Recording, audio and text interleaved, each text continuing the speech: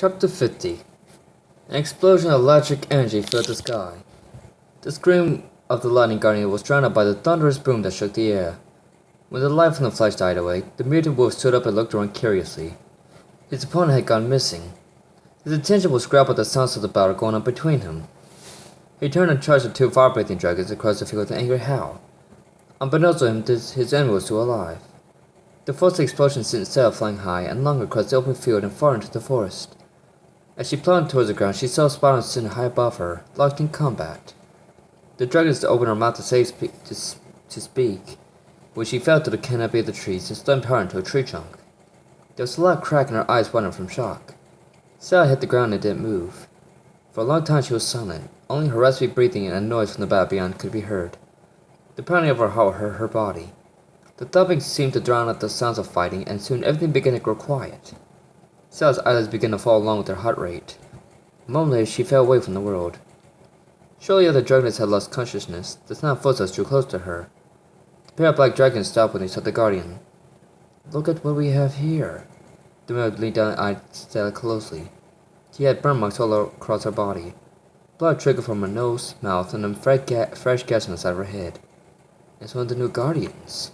The male continued to prod Stella with his paw. "Stop poking at her already." The female guardian scowled down at the blinding dragoness. "I said we just kill and scratch one more nuisance from my list." The black dragon stepped forward and raised her talons to bring it in down upon Stella's skull. "Wait!" the male snapped. His tail shot out like a weapon, wrapped around the dragoness's foreleg. "We should bring her back to the master first. Perhaps he can use her." The black dragoness paused for a moment, then a wicked smile spread across her mouth. Trimmer groaned as a wave of pain swept through his head. He cringed and ground his teeth against the throbbing as he slowly began to wake up. "Welcome back," a soft voice caught his attention. He turned his focus to see Ken sitting upright next to him. Trimmer groaned again and forced himself to sit up. "Where are we? What happened?" He reached back with his paws and felt the burning spot on the base of his neck. He felt the tooth marks in his memory came flooding back. Seeing that he remembered, Candace remained silent, waiting for him to speak again. She found a knot swelling up deep in her throat as she watched him look around the trees. There was a small campfire built by flame and ember, but other than that, no one else was around. "Where is everyone?" Trimmer finally asked. Kenneth's eyes turned to darkness. "Stella's gone missing. They're out looking for her. So what are we waiting here for?" Trimmer demanded inside her eyes. "Let's go help." A snowball of pain struck him and he collapsed back to the ground. "I suggest you sit tight, Trimmer," Kenneth suggested. "You haven't recovered yet from that nerve bite. It's going to take a good hour to finish wearing off." The earth dragon huffed and lay back down, clutching his throbbing head and burning neck. The two dragons sat in silence for another long, tense moment. Once again, Trimmer was the first to speak. "Why did you do it, Candace?" he asked. The earth dragon remained silent. "Well?" Trimmer repeated more forcefully this time. Candace didn't respond.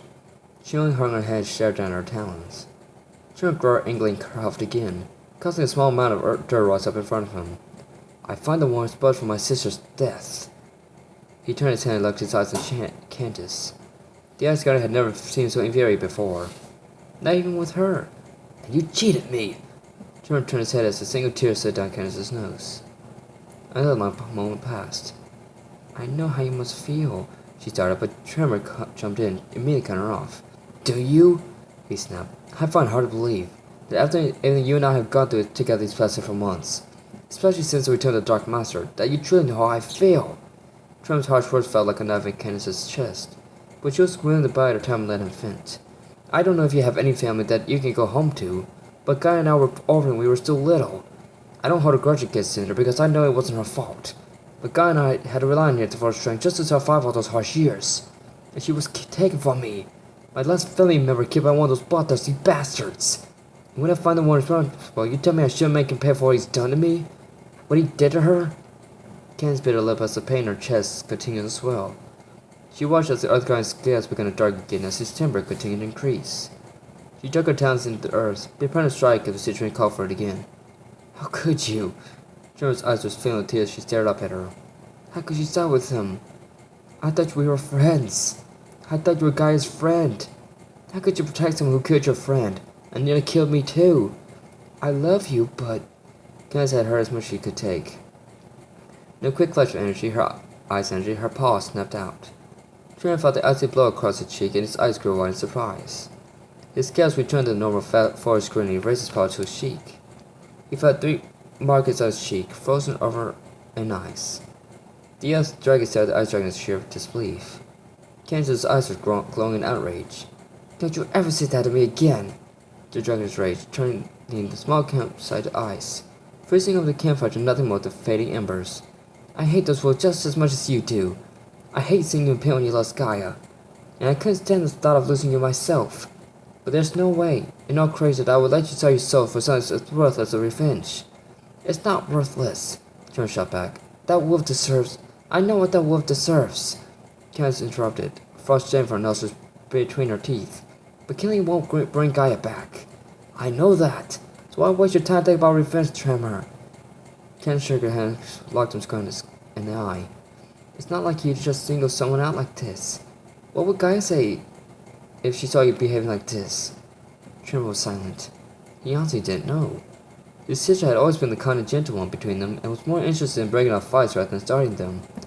But she had been the one who had pointed Nora out to them. When the other dragon continued to stare at the ground, Candace breathed a deep sigh, then her icy breath cooled Tremor down. "Tremor," she murmured and groped his attention. "I love you more than anything in this world or the next. I love who you are. I love what you do, even if it does get on my nerves." A soft smile tugged at Tremor's cheek. Candace smiled inwardly when she saw it. "I almost lost you twice now, and I don't want that to happen after I just got you back." "Twice?" Tremor raised her brow inquisitively. Candace nodded. "The first was when I found you near dead back along the coastline. The second was today." Tremor's mouth hung open slightly. He didn't know what to say. He felt his heartbeat slow down and his shoulders slumped in shame. Candace leaned in and mouthed his frozen cheek. "Tremor, do you remember the promise you made?" Her cheeks began to flush as her thoughts stripped back to the events of a few days prior. "You know, when we..." "Promise?" Tremor turned his head to the side as he tried to remember. Candace waited patiently for a couple of minutes, letting him fully recall their pact. At last, Tremor looked at her in the eye again. "We promised never to change who we were." Candace nodded with a slight smile. Tremor really was a good match for her, as dim-witted as he could be at times. "Vengeful is not a word I would use to describe you, Tremor. You fight to protect those you love and care about. You don't seek revenge just because you lost someone. You continue doing what you do best." "And what is that?" Tremor was almost mumbling, chuckling. He felt dirty all over, tainted by his early actions. "Being a guardian. Protecting this world from those who would wish for nothing more than to see who live in it suffer." She smiled as she prepared to say her finishing argument. "You're a pain and an idiot sometimes, Tremor. But the fact that you're a true fan to those around you, more than makes up for it. And it's one of the main reasons I admire you and have come to love you for." Tremor felt his heart swell up in his throat. Even in the darkness, Candace could see his eyes getting wet with tears. The light from the moons overhead made his green eyes shine like crystals in the night. Candace raised the paw and brushed the eyes away from 3 slash marks on Tremor's cheek. "I know you miss Gaia. I miss her too. But vengeance and death won't make things any better for us in the long run. Vengeance is in your nature, Tremor." "How do you know?" Tremor choked back his tears, trying to fight the urge to cry. "Because I know you. And I know you better than anyone else around. I would admire you more if you didn't fight that guy just to get back at him for what he did to Gaia." The tears started to flow from Tremor's eyes. He lay back down on the ground, letting his head rest on his front paws. Candace gently stroked his back with his talons as she listened to several sobs he tried to fight off. The 2 guys sat in relative silence. Only the wind could be heard interrupting Tremor's muffled sobs. "I promise." The other dragon snored loud without looking at his dragonness. Candace smiled and lay down next to him, driving her hand on the back of his neck. "Thank you," she whispered. Tremor squeezed his eyes shut, letting the last tears flow from them. "I'm not gonna forget this time, Candace," he thought to himself. "I promise."